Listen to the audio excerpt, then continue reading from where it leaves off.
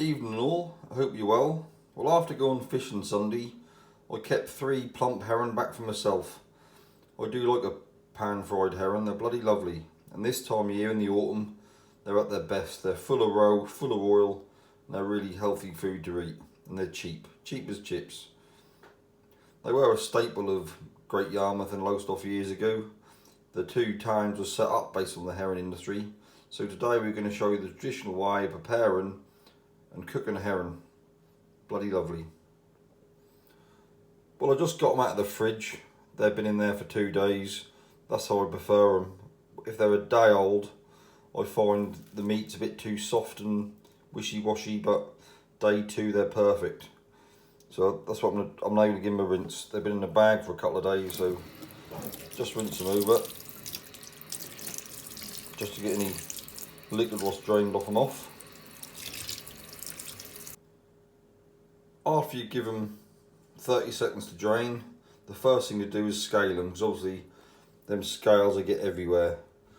Well, I put them in a plastic bag and do it that contain all the scales. You don't get them all over your sink, here, there and everywhere. I find that's the easiest method really, and that's the cleanest. So now they're sitting in the sink in a bag, now it's time to scale them. I just get them, use the back of a knife and just run it over. Well, that one ain't got many scales on it, but see, look, the scales come off easy enough. Easy peasy. Obviously the scales run front to back, so if you go back to front, moving that way, that remove all the scales. See, they're coming off easy. And turn it over. This one's full of scales, so just peel them off.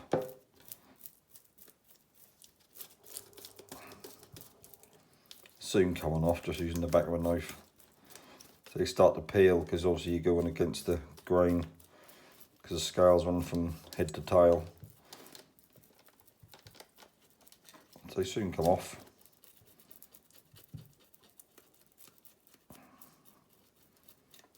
So easy peasy, nothing in that. And obviously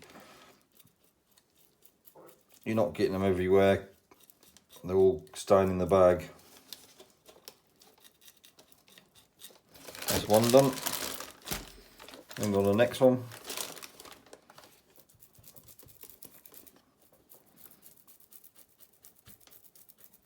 See, they're soon coming off.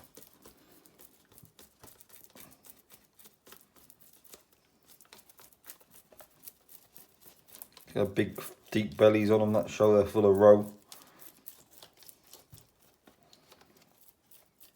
Make sure you get the lower ones on the belly and the base of the tail. See, and that's another one done.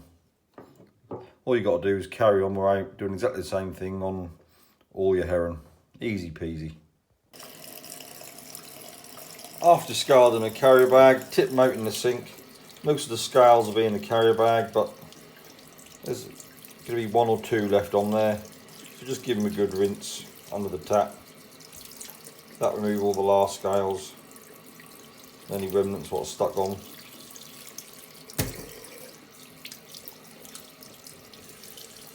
Might be a few near the tail there, near the base of the tail.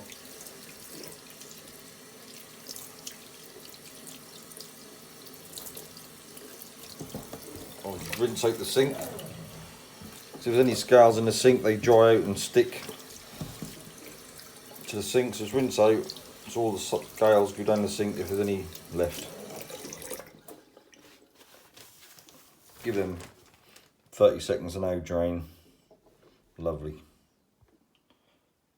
I'll just put them on a chopping board. Don't they look cracking? 3 plump fresh herring.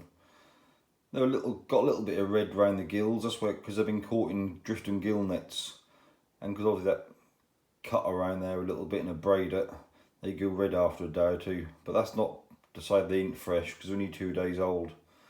You tell when they're really old, because all that go red really badly and all start going like yellow and the eyes sink. Well, they're 3 herring in prime condition. They look superb. Well, I'm going to cook these the old-fashioned traditional method.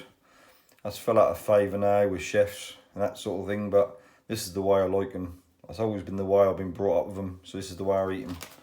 Well, these haven't been gutted, so the first thing I'm going to do is put your knife in this, well, we know where that is, and just run it up to the head. Got 2 gills there, go a bit tough on that bit. Just run it up to the head, you don't need to go deep in them. And then you open them up. But if you look at this one, that's got roe. That's soft roe, that is. Does that mean it's a male fish? Obviously take the roe out, put it to the side, and then I just cut the head off. Obviously discard the head, open it up. There's a little bit of gut, not a huge amount. Just discard that. An old silver line, also the old swim bladder and everything. Make sure it's spotlessly clean inside. If you look along the back there, you'll see a bloodline. What I do is get the knife, point down and run along it, just to break the bloodline. Then in a minute I've done it a few times just to break it up. Then in a minute I'll wash all that out. Then I just get it, go to the knuckle of the tail and cut it off. Easy peasy. Now we'll do another one.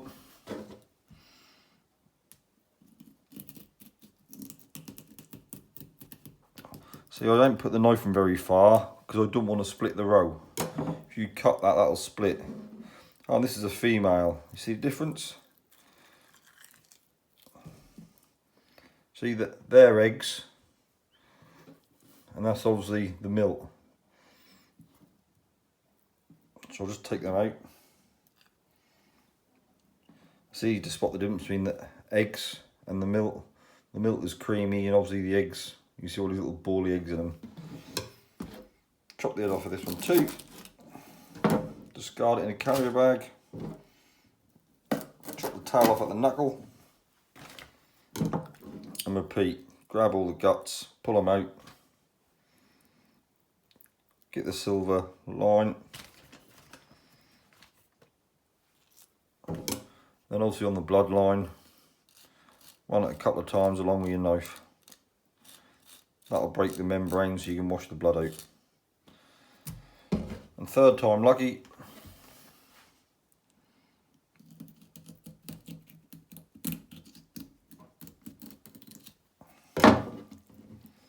Oh, this is another female fish. That's got the milk roe as well.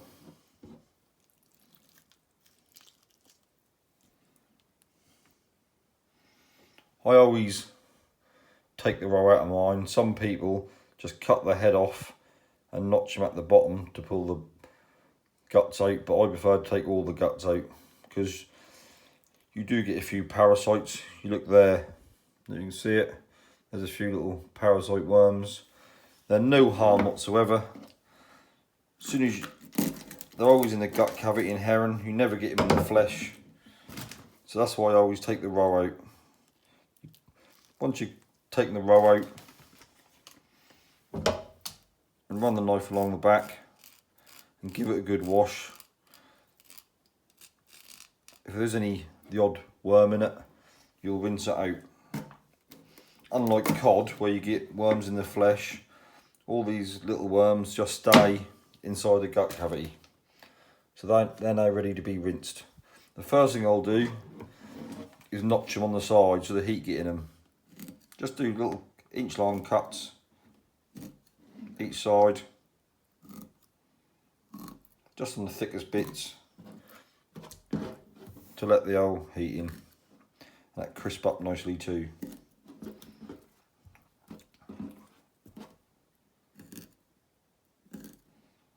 See, simple.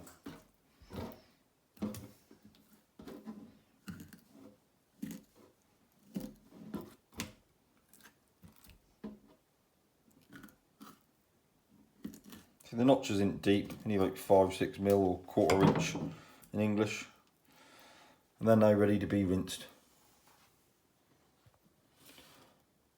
put the rolls in a bowl. I'm not going to eat them now. Eating 3 herring is greedy enough. So I'll put the rolls in a bowl and I'll fry them and have them on toast for breakfast. Lovely. I'll now rinse them again to get all the bloodline out of them, what I cut in the last video. So just give the outside a rinse, stick your finger in there and just give them a good wash out.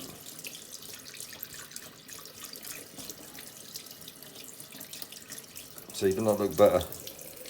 Lovely and clean inside. And that one obviously still got the bloodline. Just give that a rinse, scrape your nail along. Lovely. Same with the final third, so you get the bloodline. Run your finger in. You can scrape out that black membrane. It's come off ever so easy, but I never bother. So you now got 3 herring, lovely and clean inside. Give the outside a rinse.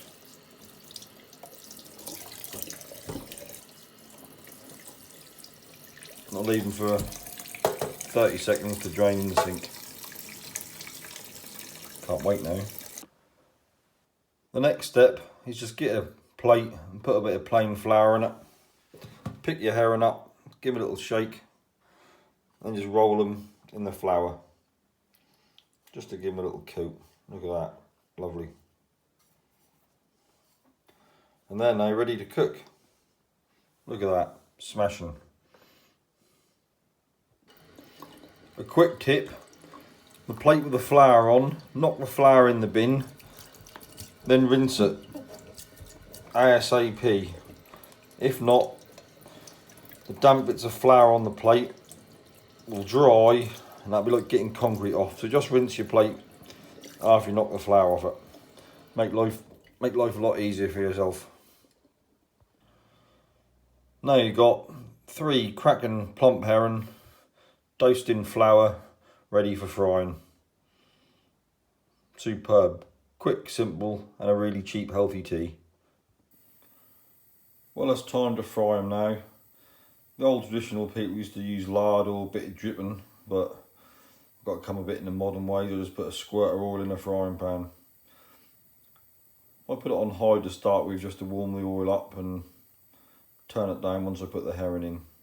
Because at the end of the day, I don't cook these like a chef do. I cook them the traditional way. A modern chef would say they're overcooked and everything, but that's how I've always been taught to cook them, and that's how I like them. Low and slow and cook them to death. So they're nice and crispy, just how you want them. One thing to note is before you put them in to fry, turn the extractor fan on and close your kitchen doors. Maybe open a window. They do stink a bit when they're cooked, but they are bloody lovely and they're worth it. So to get these, place them in the pan.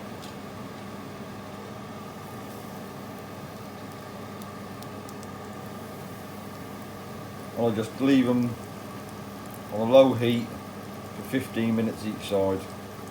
The chefs won't like it, but that's how we always cook them. Bloody lovely. Well, it's now the halfway point, so just flip them over. All the skin's gone lovely and crispy. They look smashing. All white herring have fell out of favour in the last few years, but they're a staple for many generations, and they're a cheap and nutritious food. You can't beat them really, they're bloody cracking. Well, now you have it. 3 cracking crispy fried herring with a couple of rolls or a hunk of bread. Bloody smashing. The next thing to do is put a smattering of vinegar all over the herring, because you have to cut the fat down. Alright, a lot of people in the world don't use vinegar as food, but here in Britain we do. You can't beat smattering traditional fried herring and plenty of vinegar. Bloody lovely. I hope you enjoyed watching. I'm certainly going to enjoy eating these. Cool, first ones of the year are always the best. Thank you, bye.